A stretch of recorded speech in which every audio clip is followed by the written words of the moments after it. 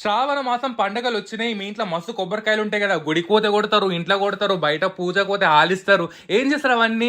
గోడల మీద ఎండబెడతారులే. మా అమ్మయితే ఏం చేస్తది, మంచిగా లడ్డూలు కడతది. లేకపోతే ఇట్లా కొబ్బరి పొడి లెక్క ఏస్తదన్నట్టు. చానా చానా టేస్ట్ ఉంటది. ఇక కొబ్బర్లు కూడా వేస్ట్ అవ్వవన్నట్టు. మంచిగా ఏం చేసుకోవాలి, కొబ్బరికాయనికి ఇట్లా తురుముకోవాలి. కొబ్బరి పొడి కోసం అన్నంలో కలుపుకుంటే జబర్దస్త్ ఉంటది. మిక్సీలో ఏసుకోకుర్రి. ఇట్లా నార నార మంచిగా పొడి పొడి అయిన తర్వాత ఒక మందమున్న గిన్నె తీసుకుంటేనే మంచిగుంటది. మేము ఇత్తడి కడాయి వాడుతున్నాం. మళ్ళీ కామెంట్ చేయకుర్రి ఇత్తడి పొయ్యి మీద పెట్టొద్దు అది ఇదని. కరెక్టే, ఇత్తడి డైరెక్ట్ ఉంటే పొయ్యి మీద వండదు కానీ లోపల కళాయి వస్తే వాడుకోవచ్చు. కుండలు ఇత్తడి గిన్నెలే కదా పాతకాలంలో ఉండేవి, స్టీల్ సిమెంట్ ఏడి.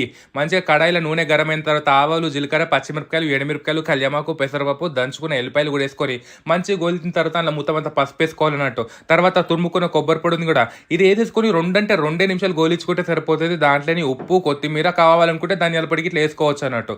మంచిగా కలుపుకొని చల్లగైన తర్వాత డబ్బాలో పెట్టుకుని అనుకోని వారం రోజులనే ఉంటుంది. అన్నంలో కలుపుకొని తింటే జబర్దస్త్ ఉంటుంది. మీకు ఎరికైతే ఇట్లా కమెంట్ చేయరు.